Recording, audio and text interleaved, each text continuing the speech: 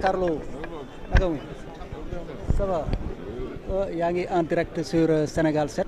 Ah bon? tey nga ñëw dama laa bett quoi. C'est vrai que retaan la maa ngi woon ok di jégalu mais tey nga ñëw teew ci waxtaan wi lan moo waral teewaayu. waaw man dama bokk ci ñi nga xamante ni njiitu réew mi leen invité comme ñi fi teew ñëpp pour ñu ñëw teewee dialogue bi loolu moo ñu indi en tant que citoyen en tant qu'artiste on se doit d'être présent et déglu le premier sénégalais waaw loolu moo ñu fi indi. léegi coow li nga xam ne ni aussi en tant que citoyen sénégalais yaa ngi ko ci dégg datu élection yi nañu am consensus bu ñu am consensus nañu reprendre processus bi et cetera lan moo ciy sa position. waaw xam nga coow moom bu amee ñëpp waruñu dem dans un même sens mais li am sens mooy ñëpp xam ne on est tous ensemble ñun peuple bi moo ñu fi teg li ñu bu ñu amee lenn lu ñuy bàkkoo fii ci biir réew mi ba ci biti dañ koy delloo ce peuple sénégalais donc teewal peuple bi moo nu gënal teewal ku ne te peuple bi doo ci dindi ñi fi toog doo ci dindi ñi ci mbedd mi doo ci dindi sax président de la république c'est nous dans nous maintenant li ñu indi nag tey mooy teew déglu ko xool lan la ñuy wax ci li nga xamante ni moom la ñëpp di xaar mooy mu organiser élection yu gën a gaaw et puis ñu tànn beneen président ñëpp nekk ci ginnaaw comme niñ ko gungee à chaque fois kenn nekk ci jiitu dëkk bi ñëpp nekk ci ginnaaw gunge ko voilà. tu es optimiste.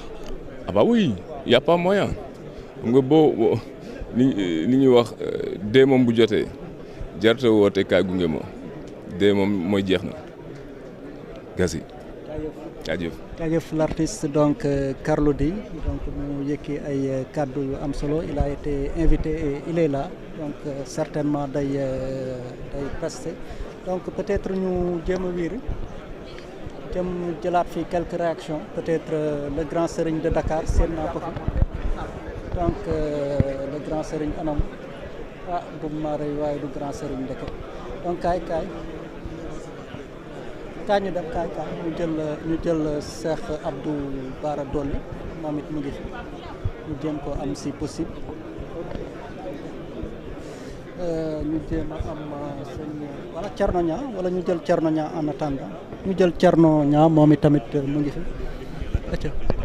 Pourquoi vous avez répondu à cet appel?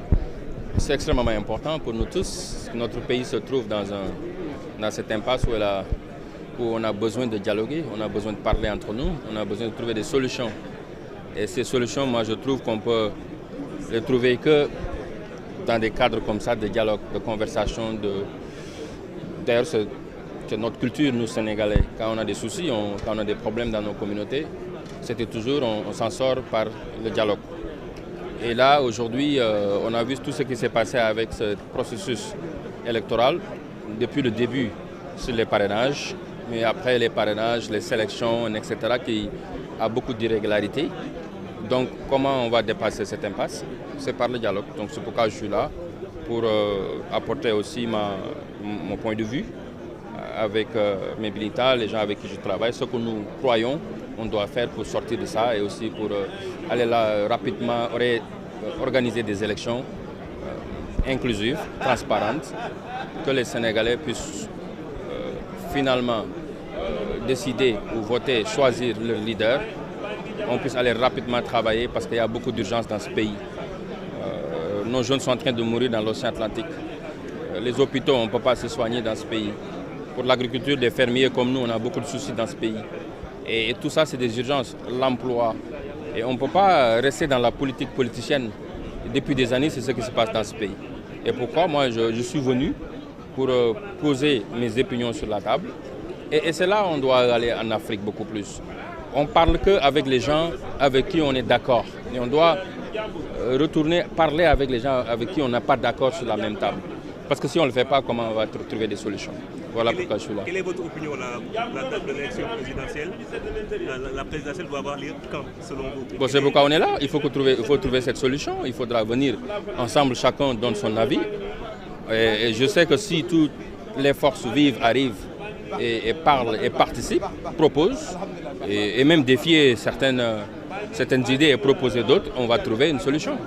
Nous tous, on va aller aux élections rapidement. Mais comment? Aller dans des élections aussi qui ne sont pas inclusives et transparentes, ce n'est pas de la démocratie. Parce qu'en démocratie, on ne peut pas éliminer des gens parce qu'il y a des clés USB. Ce n'est pas sérieux. C'est même pas sérieux pour un chef de quartier. On parle d'un président de la République de notre pays. Et ça, ces élections doivent être inclusives et transparentes. Donc c'est pourquoi on est là. Nous, on n'est pas d'accord sur beaucoup de choses que le gouvernement est en train de faire. C'est pourquoi je suis candidat d'ailleurs. Pour changer cette façon de faire de la politique politicienne qui nous met dans ces conditions où on est l'un des pays les plus riches au monde, mais toujours plus pauvres. Et nos jeunes sont en train de mourir l'espoir de ce pays dans l'océan Atlantique comme des mouches et personne n'en parle. On est rentré dans la politique pour apporter notre contribution, mais ça soit aussi démocratique et inclusif. Moi, c'est ce que je demande. Il y a quand même 16 candidats qui sont de l'opposition, qui n'ont pas répondu à ce dialogue national. Moi, je trouve qu'ils devaient répondre. Parce que d'où est-ce qu'on va aller régler ce problème? C'est entre nous. On ne peut pas régler ce problème dans les rues. La guerre n'a rien réglé. Hein? Les combats dans les rues n'ont rien réglé. Nous, on est des Sénégalais, on est entre nous. Nous maslala, nous sommes pour trouver des solutions. Je suis comme eux, je ne suis pas d'accord sur beaucoup de choses. Mais beaucoup d'entre eux, s'ils étaient dans ces conditions aussi, ils allaient venir. S'ils étaient bloqués parce que leur carte n'a pas marché, etc.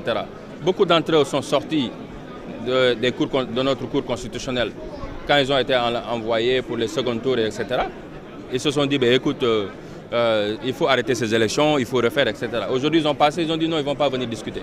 Moi, je trouve qu'ils devaient venir parce que c'est là où c'est intéressant. Ils viennent dire ce qu'ils pensent et on va faire la confrontation des idées. Voilà. Merci beaucoup. Merci. Sëñ Thione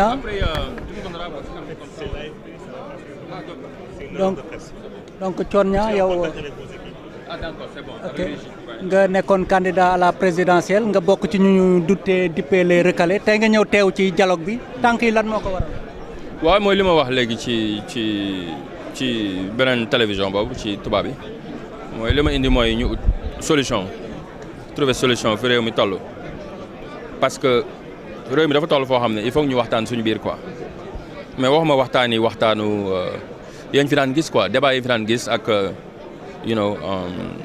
waxtaan yi fi daan am ci dialogue ñun xam nañ ne yu ci ëpp ay entre politiciens ñoo doon waxtaan di uti ay solution yoo xam ne nu ñuy dimbalante ba mën fee yàgg mën fee toog mais man li ma fi indi du loolu li ma fi indi mooy li nga xam ne ñëpp ñoo ko bokk kenn suñu warul toog ci biti di xaar ñeneen ñi ko waxtaanee loolu moo warul nekk quoi ñun ñi d'accordul surtout ñun moi je suis pas d'accord sur beaucoup de choses yoo xam ne nguur gi ñu ngi koy def d'accord ci man moo tax ma nekk candidat parce que bu fekkoon ne d'accord naa ci li ñuy def du ma fi ñëw du ma nekk candidat mais parce que d'accord moo tax ñu war a ñëw